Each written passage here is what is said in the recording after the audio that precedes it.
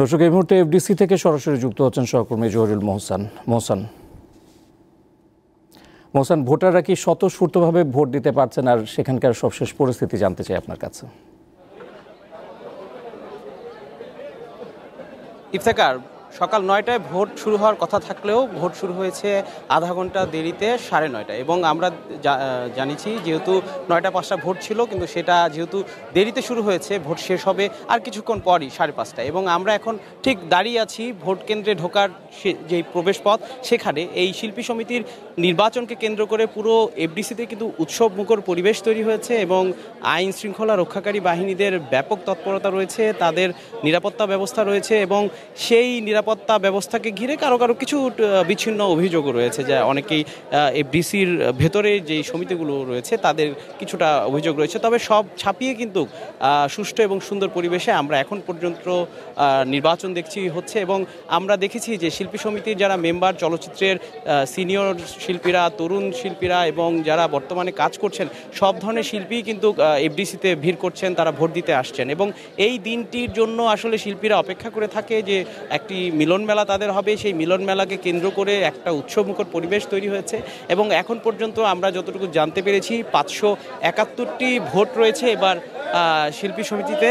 এবং সেই ভোটের মধ্যে আমরা এখন পর্যন্ত জানতে পেরেছি 450 ভোট পড়েছে। এবং 450 ভোটের মধ্যে যেই বাকি ভোটগুলো রয়েছে সেগুলো আর এই 10-15 মিনিটের মধ্যেই আসলে বারবার মাইকে ডাকা হচ্ছে যারা ভোট দেয়নি তাদেরকে আসলে ভোট দেওয়ার জন্য। আমরা মাত্রই দেখলাম চিত্রনায়িকা পরীমণি ভোট কেন্দ্রে প্রবেশ করলেন এবং পরীমণির সাথে রয়েছেন, আমরা দেখতে পাচ্ছি যে চিত্রনায়ক জয় চৌধুরী, সে তাকে নিয়ে যাচ্ছেন। জয় চৌধুরীও কিন্তু এবার নির্বাচনে অংশ নিয়েছেন।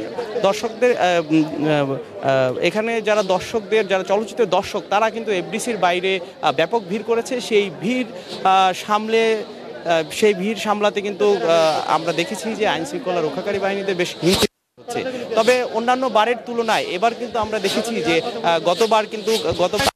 বিগত 5টি কাভার, তবে এই বিগত মধ্যে এবারের ইলেকশনে আমরা দেখছি যে শিল্পী সমিতির নির্বাচন এবার সুষ্ঠুভাবেই আসলে হচ্ছে এবং কোনো অভিযোগ এখন পর্যন্ত কারো পক্ষ থেকে পাওয়া যায়নি। গতকাল নিপুণ প্যানেলের বিরুদ্ধে একটা অভিযোগ ছিল যে তারা টাকা দিয়ে ভোট কিনছে, কিন্তু শেষ পর্যন্ত সেটির আসলে সমাধান বা সেই অভিযোগের আসলে সত্যতা আমরা দেখতে পাইনি। তবে এখন পর্যন্ত যেটা আমরা বলতে পারি যে শিল্পী সমিতির এই নির্বাচনকে কেন্দ্র করে পুরো চলচ্চিত্র জগতে যে একটা আকর্ষণ এবং পুরো আমরা দেখেছি যে বিনোদন প্রেমীদের যে একটা আকর্ষণ এবং চলচ্চিত্রের মানুষদের যে একটা আকর্ষণ, সেটা কিন্তু তুঙ্গেই রয়েছে। এবং কিছুক্ষণের মধ্যে আসলে ভোট শেষ হয়ে যাবে। সেই ভোট শেষ হওয়ার সাথে সাথে কিন্তু ভোট গণনা শুরু হবে। আমরা জানতে পেরেছি যে আজকেই আসলে ভোটের রেজাল্ট দেওয়া হবে এবং সেই যারা নির্বাচিত হয়েছেন তাদেরকে শপথ গ্রহণের জন্য